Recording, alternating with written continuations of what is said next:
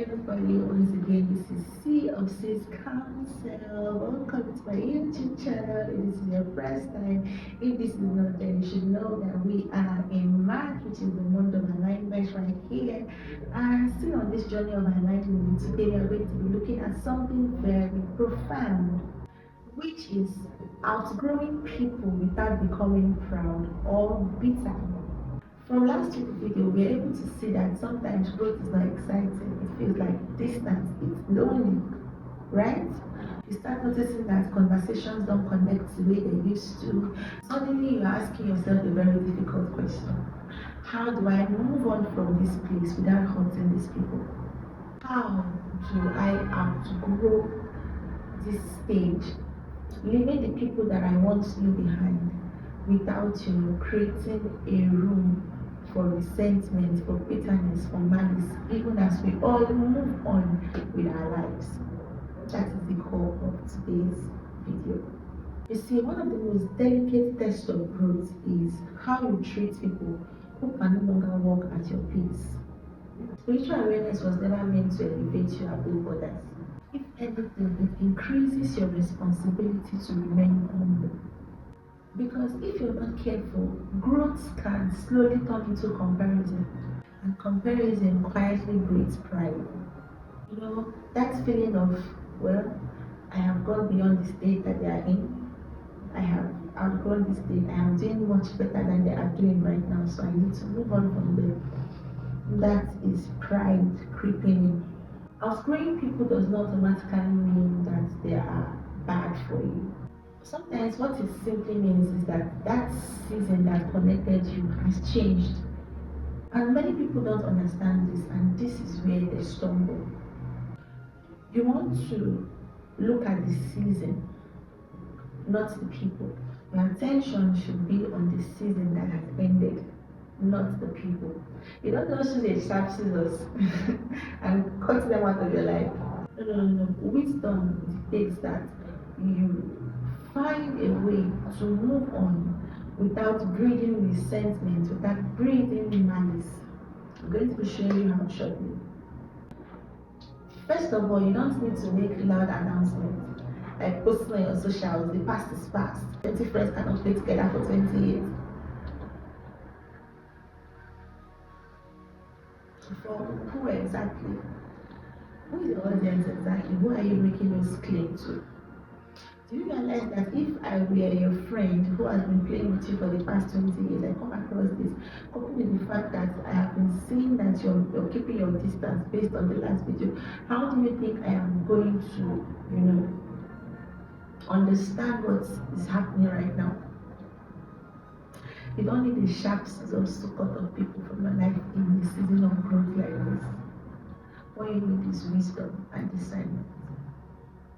And when you hide behind statements like this, keeping your distance like this, it's not always maturity. Sometimes it's just a cloak to cover something that has not healed. Check your heart. The last time you said you were going to use a sharp scissors to cut off somebody, or you're going to keep your distance from somebody, why did you say that? Was it actually because you were growing, or because of some hidden hurt? True maturity does not need to announce itself. Does not need to belittle others to prove that one has changed. You can recognize misalignment without turning people into enemies. The people in your past seasons are not your enemies. Yes, they are not. You can walk away from his space without rewriting his history as toxic. You can grow without breeding resentment, whether inside of you or being the reason why it is breeding in another person. Some people were good for who you were, but are not meant for who you are becoming. And that doesn't make them bad. It simply means, like I said before, that season is complete. You want to look closely at your heart and make sure that bitterness does not spring up. Bitterness will say something like, they failed me. They are no longer useful to me. They can no longer give me what I need. Wisdom rather says, we served each other for a time. And when you understand this, the way you exit now changes. Because how you live in space reveals what grows inside of you, what has been growing inside of you.